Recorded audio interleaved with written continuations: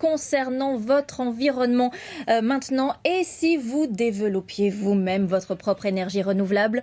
Aujourd'hui en France, il existe 270 projets d'énergie citoyenne un peu partout en France. Dans le Gard, par exemple, des habitants ont créé ensemble un parc photovoltaïque. Ils ont investi leurs économies. C'est notre rendez-vous bien à vous de la semaine avec Patrick Boité et Vincent Bouffartigue. Bienvenue chez nous.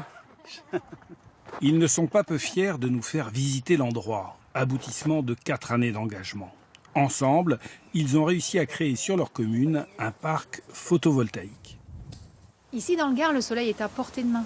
Il nous réchauffe et on s'est dit un jour avec des amis qu'on pourrait l'utiliser pour monter un parc photovoltaïque.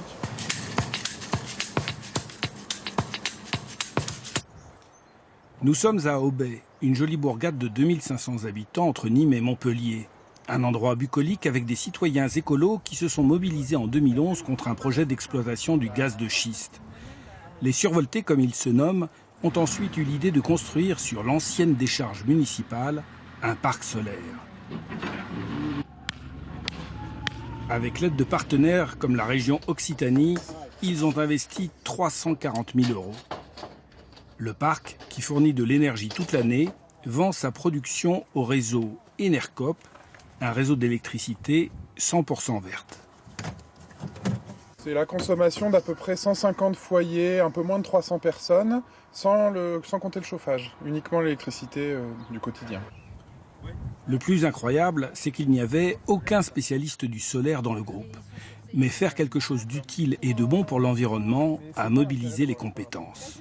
Moi j'étais motivée pour un monde meilleur, pour une transition écologique pour mon village, pour mes enfants, pour tout un tas de choses. En fait, dans ce projet-là, à aucun moment il y a eu un problème de pouvoir. Et le groupe s'est toujours constitué dans la confiance mutuelle. Je dirais qu'on a appris à travailler ensemble et pour moi, c'est une des grandes richesses de cette opération. Les habitants qui ont placé une partie de leurs économies dans le projet ont l'assurance de récupérer leur somme dans 10 ans. Sophie Sedbon cuisinier a investi 2 000 € avec les membres de sa famille. Cela lui rapporte 60 € par an. Oui, c'est une bonne affaire en fait. Quand vous devenez souscripteur, en fait, vous investissez dans le parc et l'argent que vous avez investi, il vous rapporte 3%. Donc c'est plus que le livret A. Et en plus, on sait où va l'argent et donc ça sert à la bonne cause. Donc c'est un cercle vertueux. À la dernière Assemblée générale, le sourire était de rigueur chez les sociétaires. Tous les voyants sont au vert pour ce projet monté sans aucun emprunt bancaire. Donc, on va avoir de l'argent qui va rentrer, on va avoir de la trésorerie dont il va falloir qu'on discute. Voilà, qu'est-ce qu'on fait de cette trésorerie, sachant que plus on l'utilise, mieux c'est. À la suite de l'Assemblée générale, les survoltés ont décidé de placer 30 000 € de trésorerie pour soutenir d'autres projets écologiques dans la région Occitanie. Le but, c'est que ça serve aux autres projets du coin qui sont dans la même dynamique. Et on a très envie que d'autres projets comme les nôtres puissent se faire. Régulièrement, des membres du collectif sillonnent la région pour sensibiliser les habitants aux énergies renouvelables. Sans oublier les enfants, citoyens de demain, comme ce matin à l'école de Vérargues, dans l'Hérault. Mettez-vous tous autour là. Là, il y en a qui peuvent venir jusqu'ici, il y en a qui peuvent venir jusqu'ici, comme ça vous voyez tous bien.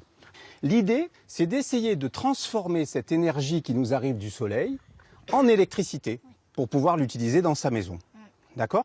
Les Survoltés, un projet militant bienveillant qui devrait être copié dans 3 communes de la région Occitanie dans les mois qui viennent. Monter un projet de parc photovoltaïque, c'est technique, c'est du long terme, mais c'est surtout une aventure humaine et ça vaut vraiment le coup d'être vécu. Bien à vous.